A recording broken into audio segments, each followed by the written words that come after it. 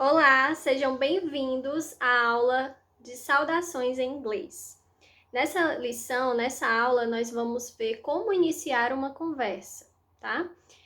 Primeiro passo, vamos ver como dizer oi ou olá em inglês. Hi, hello. Feito isso, muito provavelmente você vai perguntar o nome da pessoa e se apresentar. Como podemos perguntar o nome de alguém? Isso mesmo se você pensou nessa pergunta. What's your name? What's your name? Aqui vocês podem falar what's, a forma contraída, ou what is. Dá no mesmo. What is your name? Ou what's your name? E para responder o nosso nome em inglês, como que nós fazemos? Nós temos pelo menos duas possibilidades. A primeira, I'm Tamara. I'm Tamara. Ou my name is Tamara. My name is Sandra. Sarah. Ok? Então, tanto vocês podem usar o I'm, quanto o my name is. Você disse oi ou olá, já perguntou o seu nome e disse o seu nome em inglês. Outra frase que vocês podem utilizar nesse primeiro contato é prazer em conhecer você. Nice to meet you. E como seria para retribuir? Prazer em te conhecer também. Simples. Nós vamos repetir nice to meet you too. O mesmo que a pessoa falou, mas vamos acrescentar o to, que significa também.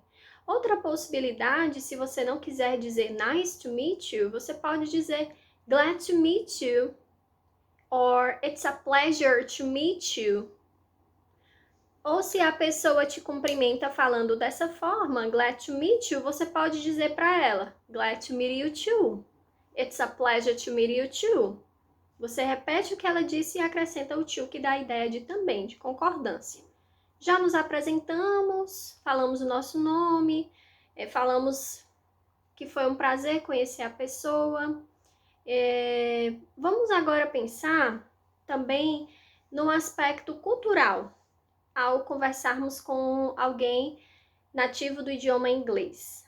Existem algumas perguntas que, dependendo da cultura, pode não ser tão apropriada de se fazer, especialmente se essa for a nossa primeira conversa com a pessoa. Por exemplo, uma pergunta muito conhecida que talvez vocês já estudaram, já tiveram acesso a essa pergunta é How old are you? How old are you? Qual a sua idade? Tem pessoas que não têm nenhum problema em falar qual a idade que tem, mas já tem outras que não gostam. Então, cuidado para ter esse discernimento se seria importante e necessário fazer essa pergunta assim que você conhece alguém. Já que eu falei do how, eu lembrei de uma pergunta que essa sim se faz em qualquer lugar no primeiro contato. Como vai você? E aqui nós temos algumas formas de perguntar como a pessoa está. A mais conhecida, how are you? How are you? Temos uma semelhante com ela, que também quer dizer como você vai, mas muda um pouquinho. How are you doing? How are you doing? Esse doing que foi acrescido aqui, ele significa e aí, como as coisas estão? Como tudo tem ido? How have you been? How have you been? Também, usando how have you been, você está perguntando como a pessoa está. Existe uma forma de perguntar como você está, bem informal, por sinal, que é what's up? What's up? Algumas pessoas talvez façam ligação com um aplicativo, né? Em português, nós nos acostumamos a chamá-lo de WhatsApp, mas em inglês seria WhatsApp. Então, não tem nada a ver uma coisa com a outra. O aplicativo, que é muito conhecido aqui no Brasil, com o WhatsApp. WhatsApp, escreve o Whats, né? O P, significa e aí. Esse WhatsApp, gente, ele é mais indicado para nós usarmos com amigos, pessoas próximas. Se você está numa entrevista de emprego, por exemplo, você chega para ser entrevistado, não seria muito legal chegar dizendo hi, what's up? Porque a gente não conhece o entrevistador e passa bastante informalidade.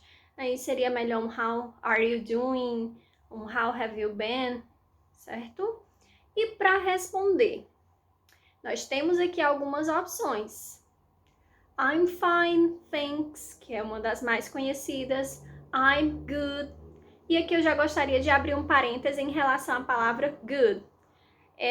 Cuidado com a tendência que muitos de nós nativos do português temos de colocar um i onde não existe.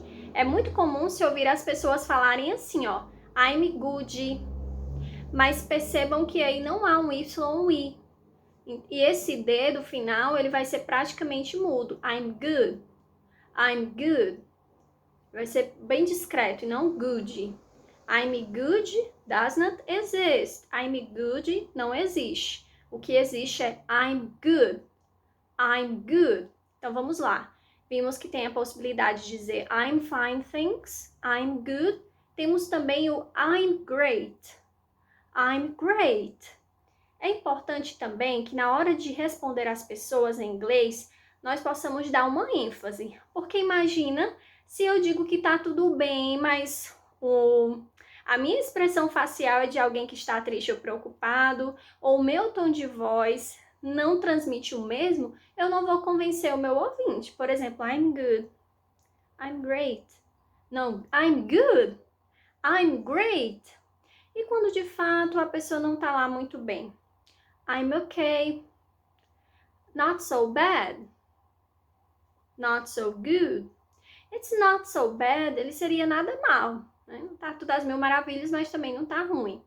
E o not so good é quando de fato a pessoa não tá nada bem. Well, not so good. Então aí a pessoa realmente não está bem se ela usa o not so good. Gente, voltando à questão, né, que nós havíamos comentado em relação ao diálogo formal e informal, não podemos esquecer dos títulos de tratamento em inglês. Isso mesmo. Por exemplo, como que eu digo senhor, senhora, senhorita em inglês? Bom, no inglês há duas divisões, certo?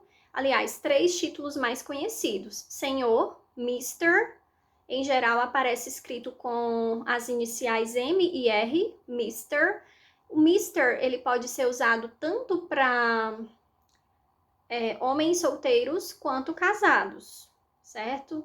Ah, eu tô noivo, é Mr. também. Tô namorando, Mr. também, certo?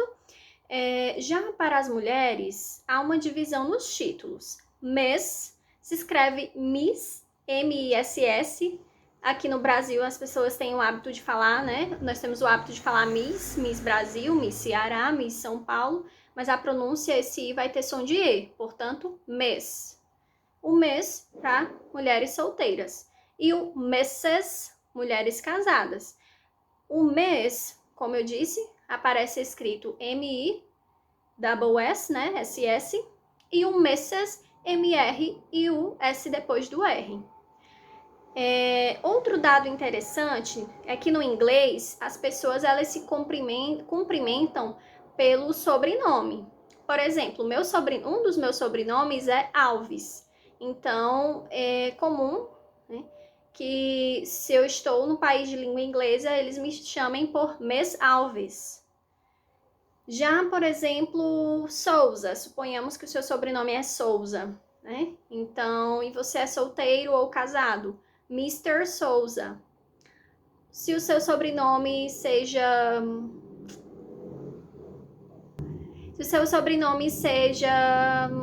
Vamos pensar aqui... Gente, como assim? Pereira. Realmente sobrenome Pereira. Então, por exemplo, senhora casada com sobrenome Pereira, Mrs. Pereira. Mrs. Pereira, né? Eles vão pronunciar com essa variação. Então, é uma dica importante que nós saibamos disso, né? Como sempre falo nas aulas, gente, além de conhecer o idioma, é importante estar atento à questão da cultura. Lembrar-nos que nós estamos inseridos não só num país de uma língua estrangeira diferente da nossa língua mãe, mas uma nova cultura. Então, aqui no Brasil, em geral, nós nos tratamos pelo primeiro nome, né? senhorita Tamara, senhora Tamara, mas já, né, nos países de fala de língua inglesa, perdão, né, de língua inglesa se fala pelo sobrenome. Senhorita Alves, senhora Alves, senhor Pereira, senhor. Então é importante, é um dado simples, mas que faz diferença na nossa comunicação. Nos ajuda a ter uma comunicação mais assertiva, certo? Então vimos aqui que o WhatsApp, ele é informal, né? E que se for, por exemplo, numa entrevista de emprego, é importante dizer How are you doing? How have you been? Ou How are you? Ao cumprimentar o entrevistador. E também nós podemos ter essa atenção, né? De repente chamar o entrevistador pelo seu sobrenome, caso a gente tenha acesso, às vezes no próprio crachá deles, da empresa, da companhia, já tem essa informação, né? Agora, se a pessoa disser assim pra gente, nos permitir, não, fique à vontade, eu prefiro que você me chame pelo meu primeiro nome, aí não tem problema, já que ela nos autorizou a chamá-la assim, certo? Mas sempre, gente, optar pela formalidade, que aí não tem erro, especialmente num primeiro contato, certo? Então, espero que tenha ficado claro essa parte, né, da formalidade. Novamente, muito cuidado com o tipo de pergunta que você vai fazer. Uma questão a nível de curiosidade é que, por exemplo, nos Estados Unidos, né, na região de Nova York, por exemplo, não se é permitido fazer perguntas sobre o status da pessoa. Suponhamos que nós estamos de viagem e lá tem muitos brasileiros, né? E nós estejamos num comércio, seja de brasileiros ou de outras pessoas de outras nacionalidades, não é apropriado nós perguntarmos assim: uau, que legal que você mora aqui! E aí, como é que você fez para tirar seu visto? Seu visto já é permanente ou é de estudante? Seu visto é de trabalho? Status de visto, esse tipo de pergunta pessoal não se deve ser feita, inclusive é contra a lei local, né? Outra coisa também, nas entrevistas de emprego nos Estados Unidos e em alguns países, não há necessidade de colocar idade, nacionalidade ou até mesmo estado civil, como aqui no Brasil ainda é comum ser exigido. Então, para vocês que estão fazendo as aulas também com o objetivo de trabalhar fora, de mandar currículo para empresas do exterior, pretendem fazer currículos em inglês, é importante que vocês se atualizem com os requerimentos da localidade, né? Para assim vocês realmente estarem de acordo com a lei local e com os requisitos que são necessários, tá? Ao longo das aulas, nós vamos ver que aprender inglês é aprender a pensar também como alguém que nasceu falando inglês. Como assim? Mas eu não sou nativo do inglês e tenho que pensar como eles? Pensar, gente, no sentido de cultura. Sermos curiosos, sermos estudiosos, né? É claro, avançarmos no estudo do idioma, mas não nos contentarmos apenas assim, né? Não nos concentrarmos e contentarmos somente com falar bem o idioma. Aprendermos da cultura local, né? Ah, Tamara, mas são muitos países que falam inglês como língua oficial. Eu não vou ter tempo de, no momento, pesquisar a cultura individual de cada um. Escolha pelo menos um país, 2, 3 ou 5, que você pretende morar ou visitar um dia e foque, procure conhecer a cultura. Procure pensar e compreender o que é apropriado aqui que talvez não seja lá e vice-versa. E assim, com certeza você vai ter ainda mais sucesso nos seus estudos, tá certo? Então, esse era um dado importante que eu queria compartilhar com vocês também nessa primeira aula de saudações. Então, vamos lá. Nós já aprendemos a dizer oi ou olá, perguntamos o nome, falamos que é um prazer conhecer a pessoa, perguntamos e respondemos como a pessoa está, né? Como vai você? Existem também três saudações importantíssimas que nós vamos utilizar, que é o bom dia, o boa tarde e boa noite. De novo entra aquela história do bom, do good. Cuidado para não dizer good morning, good afternoon e good night. Please, vamos remover esse good. E vamos agora aprender a pronunciar good, good morning, good morning, good afternoon, good afternoon. Aqui podemos abrir um parêntese. Tanto podemos dizer afternoon ou afternoon. Dependendo da região, não está errado também. Good afternoon, também está correto. Good evening, good evening. Good night, good night. E muita gente já fica aí, né? Porque fica na dúvida pelo seguinte. Good morning, bom dia. Good afternoon ou good afternoon, boa tarde. E o evening e o night? Qual seria a diferença se ambos significam boa noite? Good evening, em geral, nós vamos utilizá-lo ao chegar no ambiente. Good evening. E ao sair do ambiente, good night. Outra questão também tem a ver com o horário. Em geral, o evening, ele dá a ideia de noite, só que mais cedo, né? E o night, ele dá a ideia de noite mais tarde. Por exemplo, 10 horas da noite, 11 horas da noite, good night. Certo? Então, de novo, vamos repetir juntos? Good morning, good afternoon, good evening, good night. Bom, gente, então essa lição, ela nos ajudou a ver as principais saudações em inglês, certo? Eu gostaria de deixar para vocês como um exercício que vocês pudessem fazer um pequeno diálogo, escrever um pequeno diálogo apresentando-se a alguém, usando essas formas de apresentação que nós vimos hoje. E em seguida, gravem suas vozes, como que vocês estão pronunciando. Se necessário, voltem para essa aula para ouvir de novo. E não se preocupem se vocês estão condicionados a falar good, porque muitos de nós aprendemos a falar assim, good. Então, são costumes que nós vamos tirando aos poucos, mas é importante que na lição de hoje nós já vimos que esse D, o som dele, a pronúncia dele é praticamente mudo, né? Então, portanto, good, good, certo? Espero que vocês tenham gostado dessa lição de saudações. E antes de concluir a aula, quando você já teve esse primeiro contato e você quer dar tchau, muitos de nós já aprendemos que tchau é bye ou bye bye, mas temos aqui outras possibilidades. See you later, te vejo depois. See you later. Temos também see you soon. See you tomorrow. See you next week. See ya. O que é isso? See you later, te vejo depois. O soon, ele dá a ideia de que a gente vai se ver mais rápido. Porque, perceba, o see you later, quando você fala isso, te vejo depois, pode ser depois daqui a um mês, daqui a um ano, não está muito especificado. O see you soon, ele dá a ideia de que te vejo em breve.